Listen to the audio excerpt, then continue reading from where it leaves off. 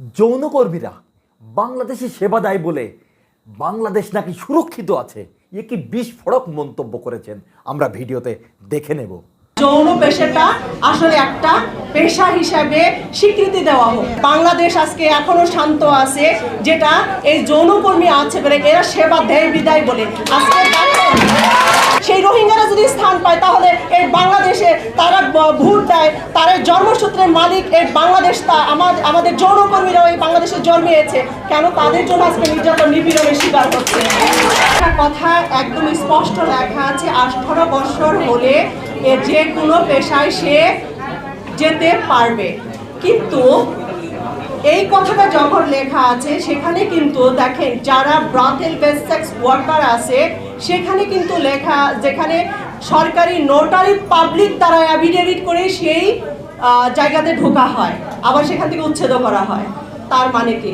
কারণ আইন আছে, আইনের প্রয়োগ নাই, এবং আইন যেটা আছে সেই আইনে আমরা চাই যে স্পষ্ট থাকুক যে যৌন পেশাটা আসলে একটা পেশা হিসাবে স্বীকৃতি দেওয়া হোক। এইটাই হলো আমাদের স্পষ্টভাবে বৈধ অবৈধ লেখা নাই, অবৈধ কোনো কথা উল্লেখ নাই যে না এই পেশাটা করলে অবৈধ বলে গণ্য করা হবে, এটাও কোথাও লেখা নাই। কিন্তু তাহলে কেন এই যৌনকর্মীদেরকে এরকম ভাবে তকমা লাগানো হবে?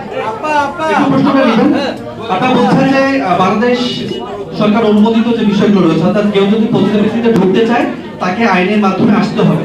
এবং আমার প্রশ্ন হচ্ছে, আপনারা যারা বিভিন্ন জায়গায় ভাসমান রয়েছেন তাদের কয়জন আসলে এই আইনের আওতায় আসা বা তালিকা আছে একটা সুনির্দিষ্ট আপনাদের? আমি আপনার প্রশ্নের যেটা উত্তর দিব যে আপনার যারা ব্রথেলগুলো উচ্ছেদ করে দেওয়া হয়েছে সেই মেয়েগুলো কি এই বাংলাদেশ থেকে চলে গেছে, নাকি তাদেরকে ব্রাশ ফায়ার করে তাদেরকে মেরে ফেলা হয়েছে? তারা তো এই বাংলাদেশেই আছে। তাদেরকে যদি কোনো ব্রথেলে জায়গা না দেওয়া হয় তাহলে তারা কোথায় যাবে? আজকে তো তাহলে ভাসমান হবেই তারা।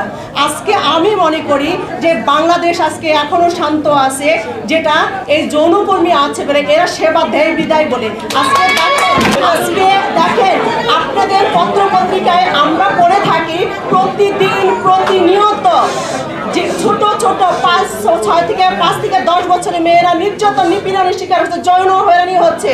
কিন্তু যদি আজকে এই ভাসমান যৌনকর্মী না থাকতো তাহলে এই দেশটার কি উপায় হতো? কারণ আপনারা কি চান যে প্রত্যেকটা মেয়ে অ্যাফিডেভিট নিয়ে রাস্তায় দাঁড়াবে?